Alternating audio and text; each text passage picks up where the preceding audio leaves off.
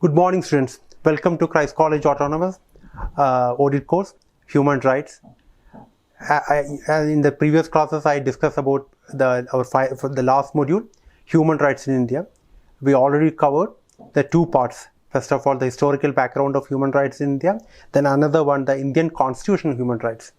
Today, I discuss the third part, the agencies which are supposed to protect human rights in India. There are three agencies which are primarily responsible for protecting human rights in India, that is the Judiciary, National Human Rights Commission and Media. As for today's class, I would like to deal with the Judiciary. What are the major role of Judiciary in implementing human rights in India or enforcing human rights in India? What is the role played by the Judiciary as part of human rights in India? Judiciary is regarded as third estate of any functioning democracy. The legislature is regarded as the first estate, executive is regarded as the second estate, and the judiciary is regarded as the third estate. Judiciary also play a major role in enforcing or implementing human rights in India, because as we know that human rights is already enshrined as fundamental rights in our constitution.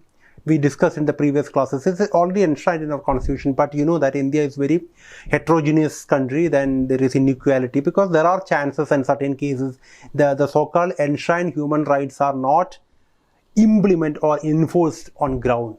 So then the judiciary plays a major role. Then judiciary role came in between. So any Indian citizen, ordinary Indian citizen can approach judiciary, or in other words, the judiciary is regarded as the last hope of an average Indian citizen as concerned, at least from the human right point of view. So they can approach judiciary, then judiciary is responsible to enforce, or they make sure that the supposed fundamental rights are implemented in his case. Then let's see what are the major roles of judiciary, or what are the major responsibilities of judiciary.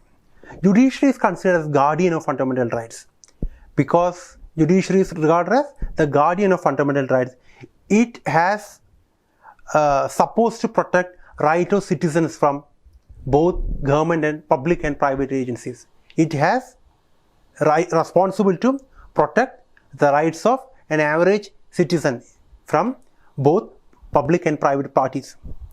Then judiciary has the right to interpret Article 21 of our Constitution, because as you know that Article 21 of our Constitution is related with the freedom of expression and fundamental rights. So judiciary can, what can I say? Judiciary can interpret. Judiciary can interpret, or it can expand its base, or it can expand its scope according to context, because judiciary has the right to interpret Article 21 and it can expand its scope according to context, because judiciary has, that's only one thing in its mind, that it should ensure that the supposed aggrieved party is getting his due, because the judiciary should make sure that the aggrieved party, the aggrieved citizen, get the fundamental right which are enshrined in our constitution. So for that purpose, judiciary has the right to interpret the clauses of Article 21 according to context. The fourth and final point, the public interest litigation. This public interest litigation was not enshrined in our constitution, because it came much later, much after independence, because it was introduced in 1979 and 1980 by Justice B.N. Bhagwati and Justice V.R. Krishna Iyer. What is that public interest litigation? The public interest litigation is like, because this as its name suggests, this public interest litigation, it's for the public interest. This litigation is law for the public interest, or the favor of public interest. It naturally favors the so-called underprivileged, marginalized communities, because that sort of communities, they are also supposed to get their fundamental right, but they are not in position to approach court, because they may not have means to approach court, or maybe they are illiterate, so they don't know how to approach it. If they know they have fundamental right, but they may not have means to approach court or approach lawyers and others. So some people, or anyone, any public person or any Indian citizen or any organization, they came to know that, they came to notice that this particular section got cheated, or this particular section got denied, they got denied their fundamental right. That particular agency or particular citizen have right to approach court. Then they can invite the attention of court to the peril of, or that the particular segment of society, or the particular, for example, maybe that society may be marginalized, maybe the people belongs to untouchable communities, or Adivasis, because they don't have means to approach court.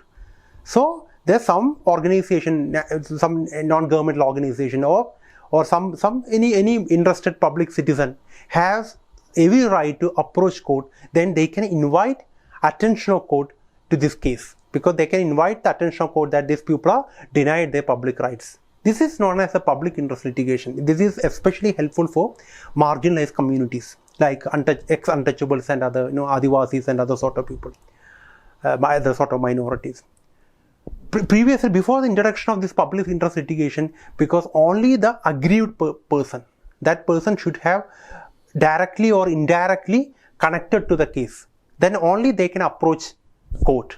Then they can only approach court. Not the so-called third party fellow can't approach court. Third party person can't approach court. After the introduction of the public interest litigation by Justice B.N. Bhagavati and Krishna Iyer, any citizen or any non-governmental organization has right, because they are not directly or indirectly connected to the aggrieved person. They are not directly or indirectly connected to the aggrieved person, but they are responsible citizens. That for the public interest, they can approach court. They can invite attention of court. Through that, they can, what can I say? They can bring, they can make sure that the fundamental rights are, applicable in this case, because these are supposed to enforce by court. So the so-called the third party, that third party may be a citizen, or that he may be a non-governmental organization, but they can invite attention of court in this case. So they can make sure that the fundamental human rights which are enshrined in our constitution getting implemented in this case. So that's for today. We continue with the next part, like the National Human Rights Commission and media, in the next class. Thanks for your cooperation and thanks for your patience. Have a nice day.